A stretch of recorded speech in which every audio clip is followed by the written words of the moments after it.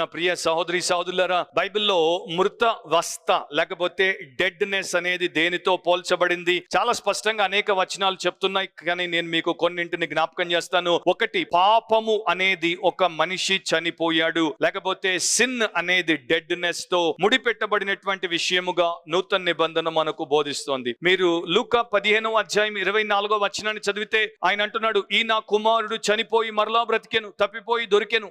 చనిపోయాడు అంటే వాడు ఎప్పుడైతే పాపములో పడ్డాడో, పొగరుబోతుగా మారాడో, తండ్రి మీదకే కాలెత్తి కావలసినటువంటి ఆస్తి అంతా తీసుకొని దూరదేశానికి పోయి ప్రతి విధమైనటువంటి దుర్వ్యాపారానికి అప్పగించుకున్నాడు, వాడు చనిపోయాడు. పాపము చేసే ప్రతివాడు చనిపోయినటువంటి వాడే. పాపాన్ని ప్రేమించే ప్రతి ఒక్కడు చావును ప్రేమిస్తున్నటువంటి వాడే, మరణాన్ని ప్రేమిస్తున్నటువంటి వాడే.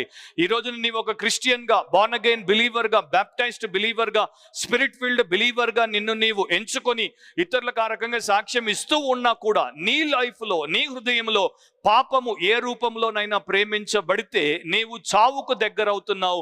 త్వరలో నీవు చచ్చి జీవించుచున్నావన్న పేరు మాత్రం ఉంటుంది, కానీ దేవుడి దృష్టిలో మృతుడవు, మృతురాలవుగానే మిగిలిపోతావు అనేది మర్చిపోవద్దు. ఎందుకంటే రోమా 6వ అధ్యాయం 13వ వచనంలో బైబిల్ ఎంత చక్కగా మన యొక్క గత స్థితి ఏంటి, మన ప్రస్తుత స్థితి ఏంటి మనకు వివరిస్తోంది. మరియు మీ అవయవములను దుర్నీతి సాధనములుగా పాపమునకు అప్పగింపకుడి, అయితే మృతుల్లో నుండి సజీవులమనుకొని మిమ్మును మీరే దేవునికి అప్పగించుకొనుడి, మీ అవయవములు నీతి సాధనములుగా దేవునికి అప్పగించుకొనుడి. సో మీరు పాపములో, మృతవస్థలో ఉన్నప్పుడు దేవుడు మీకు జీవం పోసాడు, యేసు ద్వారా మిమ్మల్ని బ్రతికించాడు. కనుక మీరు మరలా పాపపు పరిస్థితులకు, స్థితిగతులకు, లేకపోతే ఆ పనులకు మీ అవయవాలు అప్పగించుకోవద్దు.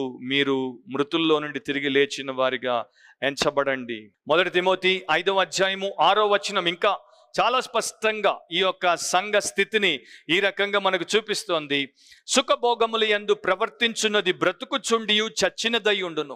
ఏ స్త్రీ అయితే, ఏ విధవరాలైతే సుఖభోగముల యందు ప్రవర్తిస్తూ ఉంటుందో, అంటే ఉదయం నుండి రాత్రి వరకు సుఖము భోగము కొరకే ఆలోచించి దాన్నే కోరుకుని దాంట్లోనే దొర్లి దాని కొరకే బ్రతుకుతుంటుందో, అలాంటి స్త్రీ బ్రతుకుచుండియు చచ్చినదై ఉంటుంది. అండ్ ఈ రోజు నన్న ప్రియ సహోదరి సహోదరులారా, క్రైస్తవ సంగమ, ప్రపంచవ్యాప్తంగా ఉన్నటువంటి క్రిస్టియన్ చర్చ్ లో మనము 90% ఆఫ్ ద పీపుల్ ఇట్లాంటి వాళ్ళనే చూస్తున్నాం. స్త్రీలు, పురుషులు, క్రైస్తవులుగా చలామణి అవుతున్నటువంటి వారందరూ కూడా నిరంతరము సుఖము భోగము కొరకే వారిని వారు మరణానికి అప్పగించుకుంటున్నారు. అపరాధాల్లో, పాపాల్లో చచ్చినటువంటి వారికి క్రీస్తు జీవం ఇచ్చింది, తిరిగి మరలా అలాంటి పరిస్థితుల్లోనికి పోయి వారు పడడానికి కాదు. సో ఇప్పుడు ప్రశ్న ఏంటంటే, a dead church is a true church? అంటే ఒక చచ్చిన సంఘము నిజమైన సంఘమేనా?